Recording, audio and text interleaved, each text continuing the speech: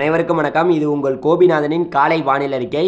இன்று டிசம்பர் 22ஆம் தேதி ஞாயிற்றுக்கிழமை காலை 8 மணிக்கு இந்திய வானிலை ஆய்வு மையத்திலிருந்து வெளியாகிருக்கக்கூடிய வானிலை அறிக்கை மற்றும் அடுத்த 7 நாட்களுக்கு தமிழ்நாட்டில் எப்படி மழை இருக்க போகுதுங்கிறத தான் பார்க்க போகிறோம்.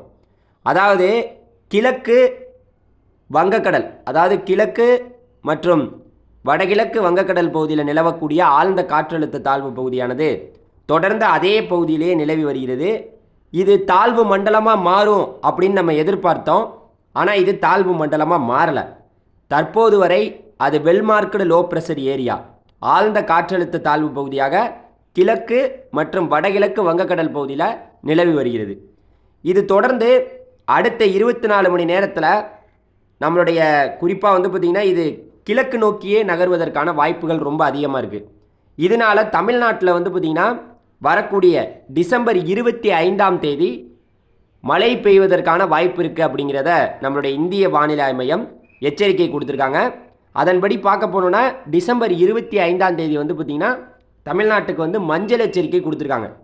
தமிழ்நாட்டில் வரக்கூடிய டிசம்பர் 25னா கிறிஸ்துமஸ் அன்னைக்கு மழை பெய்யும் அப்படின்ட்டு நம்மளுடைய இந்திய வானிலை மையத்தோட அறிக்கையில் தெளிவுபடுத்தியிருக்காங்க.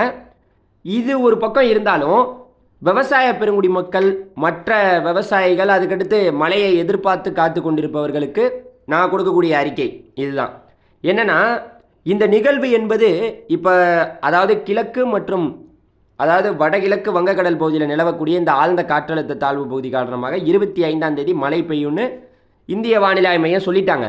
ஆனால் அதுக்கப்புறம் மழை எப்படி இருக்கும் அப்படின்னு கேட்டிங்கன்னா, இந்த நிகழ்வு 25ஆம் தேதி 26 27 தேதியில் தான் நெருக்கமாக வருது. எங்கே நெருக்கமாக வருது? தமிழ்நாட்டுக்கு மிக நெருக்கமாக வருது. தற்போது அது வடகிழக்கு வங்கக்கடல் பகுதியில் ஒரு ஆழ்ந்த காற்றழுத்த தாழ்வு பகுதியாக நீடிக்குது. இது கிழக்கு நோக்கி நகர்ந்தால் தமிழகத்தை நோக்கி தான் நகரும். அப்படி நகரும் பட்சத்தில் நம்மளுடைய தமிழ்நாட்டில் வரக்கூடிய இந்த மாத இறுதி, அதாவது இந்த 25 26 27 28 தேதியில் நல்ல மழை இருக்குது.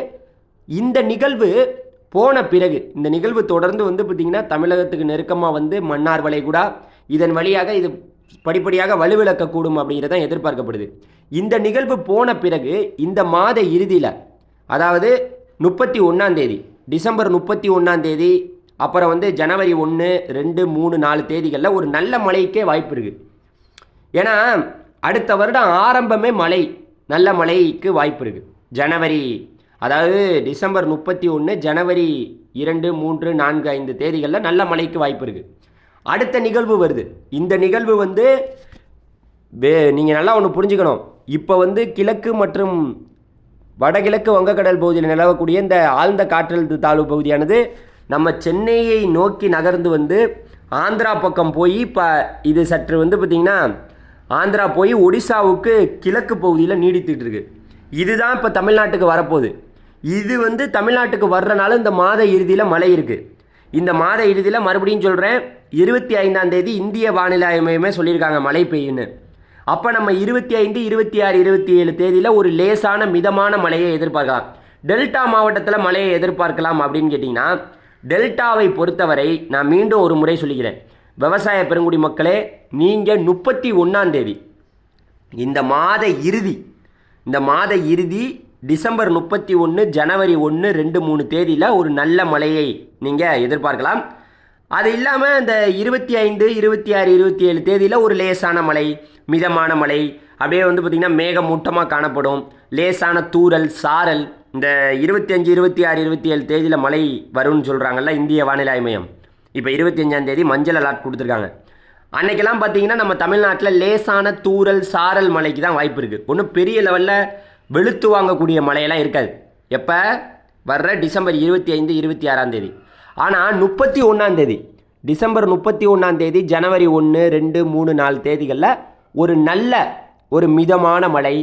நம்ம மழையை எதிர்பார்த்து காத்துக்கிட்டு இருக்கீங்கள, இப்போ எங்களுக்கு மழை வேண்டுங்க, இப்போ ரொம்ப வாடி போச்சு பயிர் அப்படின்னு நினச்சிட்டு இருக்கவங்களுக்கு அந்த மழை பூர்த்தி செய்யக்கூடிய மழையாக இருக்கும். இது போன்ற வானிலை செய்திகளை கேட்க நம்ம சேனல் நீங்கள் சப்ஸ்கிரைப் பண்ணிங்க.